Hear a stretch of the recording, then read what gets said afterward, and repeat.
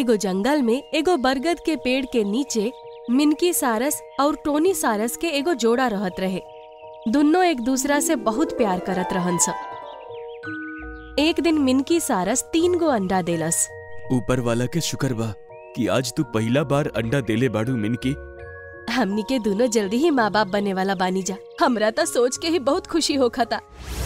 कुछ ही दूरी पर एगो लोमड़ी भी ओगनी के आपन गुफा से देखत रहे और हमरो ही देख के अजीब सा खुशी महसूस होखता। जब हम 3 अंडा के खाइम तो कितना मजा आई।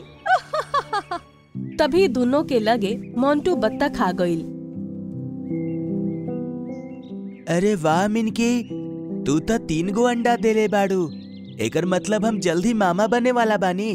हाँ मोंटू भैया, तुम जल्दी ही मामा बने वाला बड़ा। और सुनावा, कैसन बाड़ा मोंटू बत्तख? हम एकदम अच्छा बानी। तालाब के दूसरा किनारा पर बहुत सारा गोल्डन फिश फंसल बिया। हम सोचनी तहके बता दी। का कहला? Golden fish?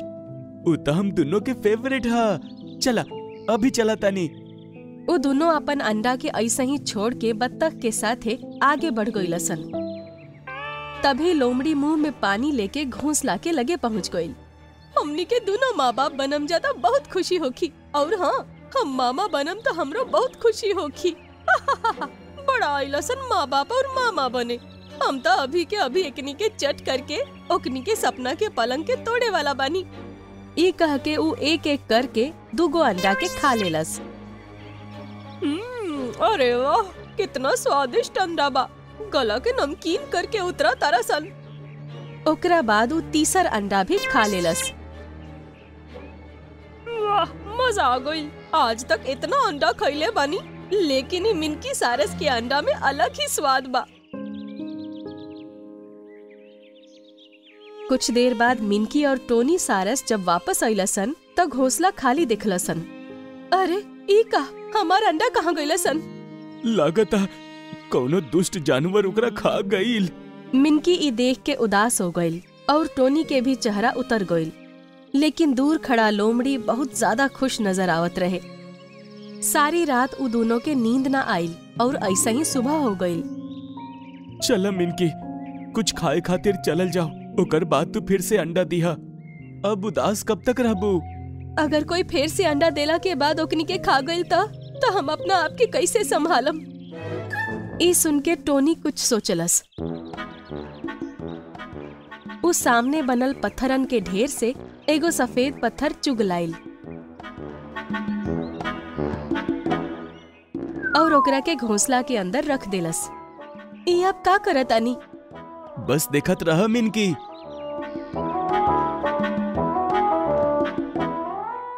उ फिर से गइल और एगो फिर सफेद अंडा उठा के ले आइल और ओकरा के भी घोंसला में रख देलस। ई दोनों पत्थर अंडा जैसन दिख रहल बा। अब हमनी के पता चल जाई कि हमनी के अंडा के चुरावले रहे। ठीक बा, देखता नीचा का होता। वो दोनों आगे बढ़ल ही रहन सा कि कुछ ही दूरी पर एगो पेड़ के ओट में छिप के देखे लगलसन। उहे समय लोमड़ी नींद से जागल। Good morning everyone. वैसे यहाँ कोई नहीं थे जेकरा के गुड मॉर्निंग विश कइल जाओ। ई कह के जैसे ही ओकर नजर अंडा पे पड़ल, ओकर चेहरा खिल गइल। वो भाग के वहाँ गइल।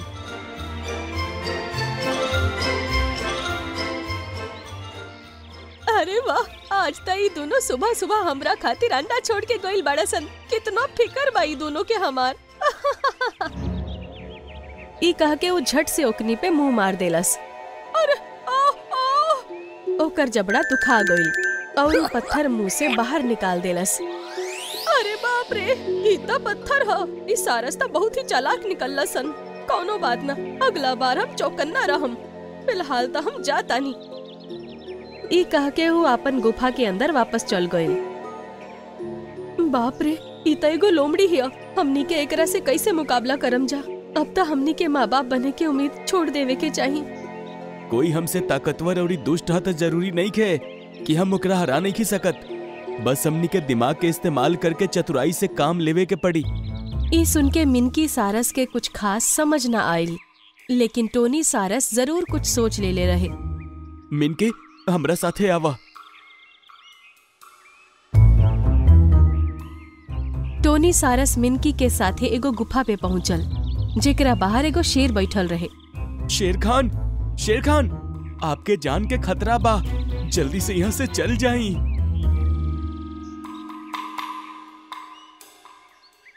अरे तू का बोल रहल बाड़ा? भला हमार जान के कौना से खतरा हो सकेला?